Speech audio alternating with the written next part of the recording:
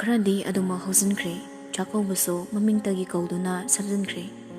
तोनगी फिरोय लेबना मयामदो अकी अमौगी हिरमसिदा कया खुइजंगदे लाइजसो मफमसिदा लेरी हाइबा खक्तनी थवाइदी मागी इना कुप्पयुम अदुदा लेहोबगुम तौरी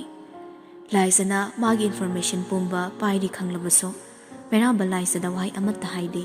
लाइजसो मेरामगी मरमदो अनखतलंगा नोमता वहंग तौरुदे साउनिंगलसो मथंदा खंगजे आई सीमा नुंगाइते हाइबा कौबा लेते मागी थोकपा पंगलेदा ले मेराबदा तौफम थोकपा सेबादी काइदना तौई मतै मना ओइबगी मरीदा मेराबगी अपामदा नोंबता मरी तोंदे अदुबो थमोयगी नुंसिमित इंगना मेराबदा येंखिदबा कुइरकले खैथुमलबा खंजेलदना नुंसि खंतोक्ता यंबुंग हाइना कौखिदबा कुइरकले मसिनी मेराबगी थमोयना ख्वाइदगी चाकलिबसो अहिंग चुप्पा मा वखल खनबा याबा खल्लगा लौरकपा फिरेबदो थबक ओइना पांगथोकलगी खंदुना लाइसा मेराबगी नाकता तपना चंगलई फामुंगदा फमलगा लैपटॉपतुदा करिगुम अमा नमलगा येंगलंबनी हाइरुसेरा खन्ना निंगजिंग मांगजिंग लेपगा ले मतौदा मेराबा ममितुना लैपटॉपता येंगना हाइरे कय हाइनिंगे नंगबो हांगलकलबनिना हाइरगे खल्ली मासु इनलिबा फीदो पांबोमदा हाइफेट चिंखलगा तपलबना हाइरे हयेंग यम चलुगे वाहिदुदा मेराबा तौरंगबा मथौदो तोकलगा लाइसदा येंगले हयेंगी थबक ले हांसित ओइना चसिदना यामु याउद्रसु यानी एई दुम चटके नथनदा चटपदी याउरी अदुबो चटबा यादे हारगनने ड्राइवरगा तौरो चलो मी खरा लोइनखो हलकपददी एई लोबा लागे ड्राइवरगा सुम चटके मी याउद्रसु यानी मेराबा पिसुम हाइपेट सुकना लाइसदा येंगले मरी तौनो चेक्सनदबा यादबनी लाइसा नोकनिंगदना नोलई चेकपलना सोरारेनगुम वहांगना खारगा लेरसो लाइबक्ता तमलंबा थौदो अमता खेतपा ngamde नोंसागी मकोनदा लैरिबा सजी अइना लमोय किदुना चेनगद्रा मरौ लेबा वहांगदुदा वांगांगदुदा मेराबा लाइसबु मुन्ना येंगलई लाइसगी माइथोंगना तारिबा माबु हैनदबा सौनिंगबगी ममी अदो उबदा थमोयदा चैना फावी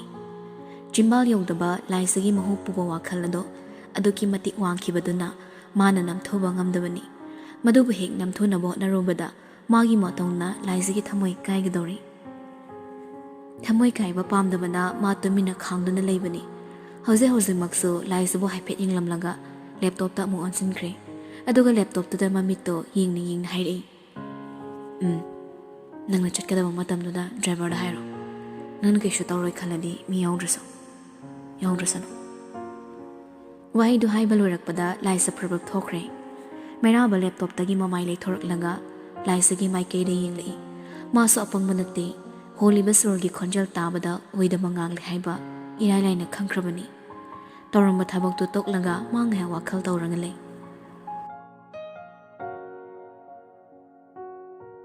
तानसिन खोमसिन बंगमदा इचाई साइटना लेरबा वारी कयासी ngasi maksu इचाई चाइदुना लेरी मरालना मपोत फारबा लिंदा ngasi maksu हिंगली कैसम संग अदुदा हिंगबा मचेत सीबा मचेत खांगदना लेरी अदुबु मैराबगी मचिनदगी हालो हाइबगी याथंग अमदि पिरक्ट्रे लिंदाबा नुशिरबगी नत्ते मिनुंगसि लेते लिंदागी मफमदा अदुबु करिनो महाक लिंदाबो हालो हाइबा ngamde मरक्सदा लिंदागी पाव नत्तबा रॉकी इसिंग अनैबदा लेखिबा ngagum चुपलुपसिनदुना लेख्रे मागी लेरंबे स्पाइसिंग अदो पुलपना तासिन खोमजिनलगा मागी नाकता थम्मी मागी वाखलदा मेराबना माबु मसक खंगदे हाइदना लेरी मसिनि मरम ओइदना कोमथोकपनी मदुगी चांगसु हेलई अदुबु तुमिन लेख्रे हाइरबसो नुंतिगी मतौगुम सिटीगी डाउनटाउन कैफेदा लाइसबु ngairi नुमिदांगी चा इसिंग तोकनरदुना मागी कादा चंगलगा तुमना हिपनरबा मतमनी लाइससो कादा चंगलतुना पथानबा सेम सारी मेराबसो वाशरूमदगी टावेल अमा सेटलगा अमना मसादा हाइफेट यालगा थोरई लाइसा फमुंग सेमलंबा उबदा नौफे तौना चंगसिलकलगा मनिंगदगी तपना Koli तुंगदगी येंगसो नुशी लाइसु कैसु ngakpo oidi magi fam thapam thokpa tumin tharaga le magi singum matausi ngasi ngarangi wa natabana nungtingi matau mairabana wa hobagi saru oibado hamu hamuni mikop sidadu laisagi pham thariba makhut machado tapna paisilanga masado mangolomda pulak lesilali thabak yam tawningbra Mairambagi hakchang tapnapna thengmado laisa e henade nongmata mairambagi masada yenglude ngasisu yengdi mamai leithoklaga lei Purin aina lauthoga ikaibana nangni ikairiba yaye khare ikaibiu aidi ikaiba khangjaroi handamukti laisa mairambagi maithongde yengli Purit lisilo nasa syam ingi Mairamba oinana nangwina lekpiu nakhot pandra pande amta hando use ai phamsem da phasan thagi si hairaga Mairamba mo haifit inthui nupa du so nomi tapna handoklaga ka board lamdomda changkhre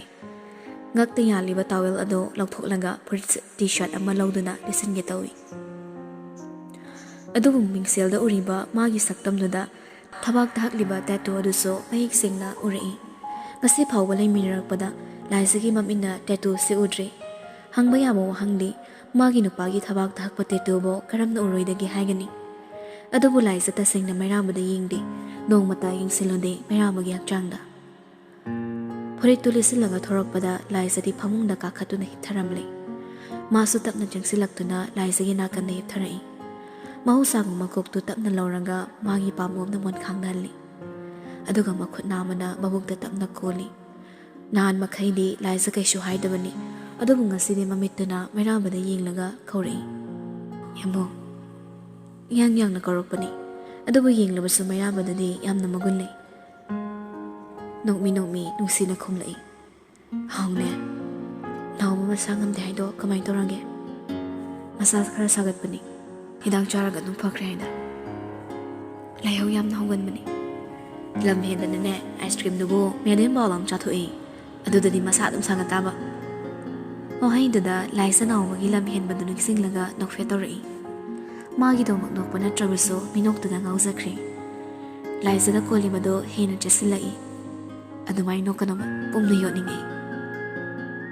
as kanna kolido chappeba chappanati kanna kolise romance story ni yongi romance sor phulaga siradi romance kane yong oni pumnu yotlagi nangso aigi chakhang manung sida siroba aiso nang yotlobagi siragi ibani pulap seminarase nang hiksi aidi siba ngamkirai Mairamba pisumda haifet siklaga nang mayam torokono ba I karaktane promotion piraga mathasa loro kai promotion Mairamba nokmi nakong miyada sangsilaklaga nason pingna hairi aigi angang mama ko handeba wahidida laisa swai lawi handak marak mani yamna chingnari ba wafam amani aduna Mairamba na haifet palakpada ma pakhatna Mairamba bo fat inthui mama kaina wathi warim ni ko si hairaga nakal amarom do anthokre Mairamba sunoklaga amu changsilaklaga laisabo phamu tunglomdagi koli yamna tapna ingba khonjel amana hairi thawai yamungi thawai matamgi matung ina ekhoi miyoibagi punsida punsiri tu lakpadi hauna sani nangi punsida naken thalakle haidana akang mu nangak ta khomjilaga punsi nara lepsin ge khangano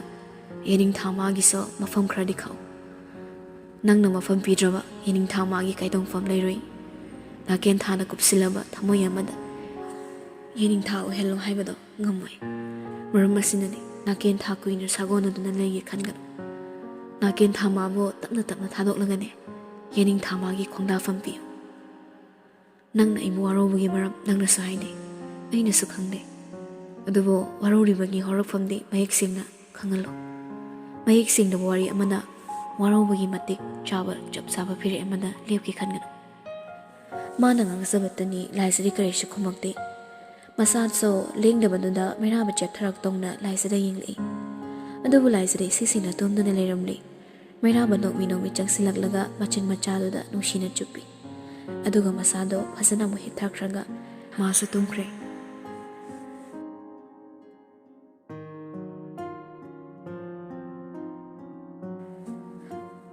matam komi mana mathangi numit puduna lakle tek chatpa garigi katana khangaude pungdo hum tangadoramle ngasidi laisa masado inu nungaite adobo pungdo haife inglamlaga mafise tuna hatho chanaba thorakle Mairambadi ngasa ayuk thabak lei haiduna chatkhramani mana hairambagi matung inna laisado tungin makana yauda driver doga loinana gari thodorakle Wakhagi chingnabado mayek singalagi khanna ipaw amata phaunadaba cheda irakhiba wahising adugi tung inana downtown cafe thiduna lai mafamno yawmaga laisa driver do onsilanga hairi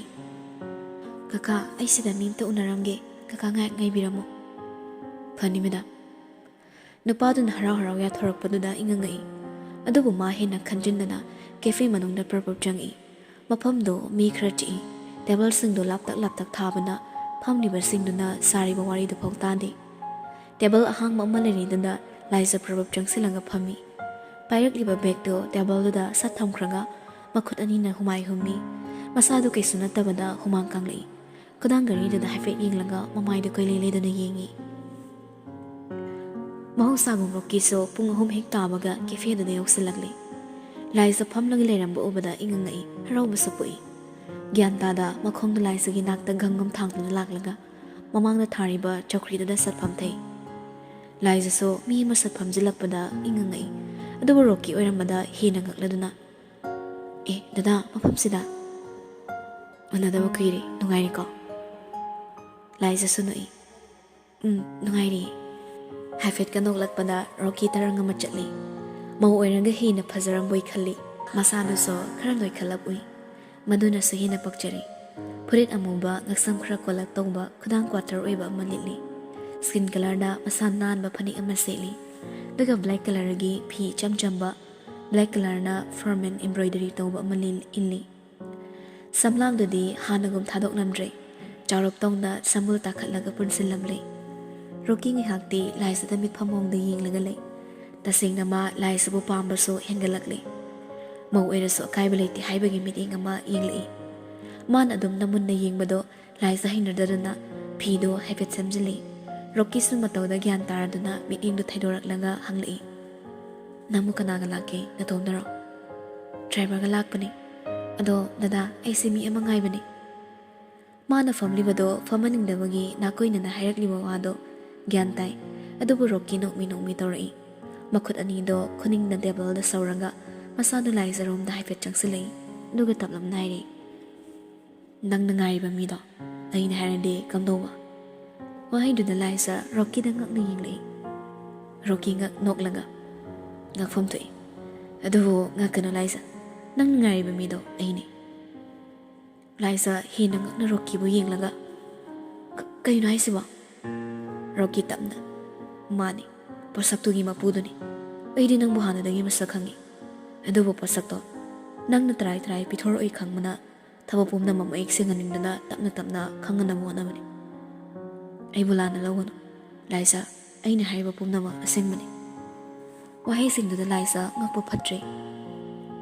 ngayak nong legum hunjilak na bawa khalnuda thajasira thajaroisira haibagi ningzing mangzinari takfom khangda mangda leiriba ising glass to fatlauduna thakjili aduga table na makhol thokna thamlaga hairi ai chatlage laisa na hagot ke tawbada roki hatho ato laisa ki khudang nu yalaga tap phari laisa adumai tawno ba ai bu thajaw nangna sum lei taragadi